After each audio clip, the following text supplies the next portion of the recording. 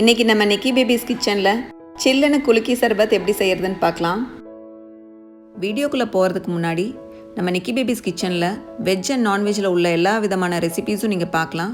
இது வரைக்கும் நம்ம சேனலில் சப்ஸ்கிரைப் பண்ணலைன்னா கண்டிப்பாக சப்ஸ்கிரைப் பண்ணிடுங்க. வீடியோ கடைசியில் உங்களுக்கான குக்கிங் டிப் இருக்குது.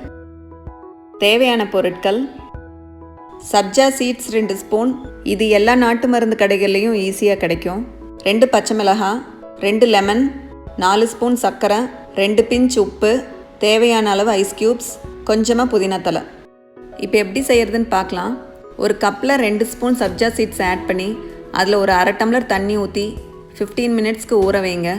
சிலர் இதை துளசி விதை இல்லை பேசில் சீட்ஸ்ன்னு கூட சொல்லுவாங்க. இப்போ நம்ம லெமனை கட் பண்ணிக்கலாம்.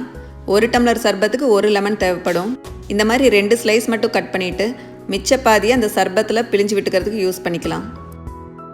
அடுத்து பச்சை மிளகாய் எடுத்து இந்த மாதிரி 2ஆக கீறி விட்டுக்கோங்க.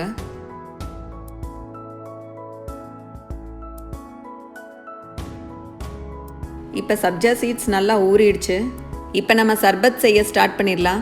இந்த மாதிரி ஒரு கண்ணாடி ஜார் எடுத்து அதில் 2 ஸ்லைஸ் லெமன், 1 பிஞ்ச் உப்பு, 2 ஸ்பூன் சர்க்கரை, கொஞ்சமாக புதினா தலை, 1 பச்சை மிளகாய், sabja seeds 2 spoon, 4-5 ice cubes,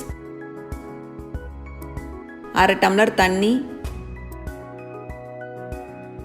அது கூட மீதி இருக்கிற லெமனை பிழிஞ்சு விட்டுக்கோங்க.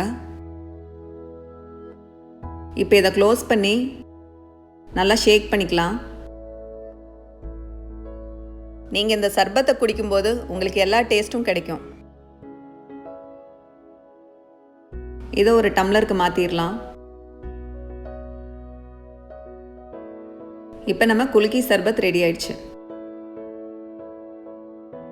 நிறைகளை லைக் போட்டு நண்பர்களிடம் சொல்லுங்கள், குறைகளை டிஸ்லைக் போட்டு எங்களிடம் சொல்லுங்கள். உங்களுக்கான குக்கிங் டிப்: சிலருக்கு கூலிங்காக சர்பத் இல்லைன்னா ஐஸ்கிரீம் சாப்பிட்டா உடனே சளி பிடிக்கும். அவங்க கடைசியில் கொஞ்சமாக சுடுதண்ணி குடிச்சிட்டாங்கன்னா எஃபெக்ட் பண்ணாது.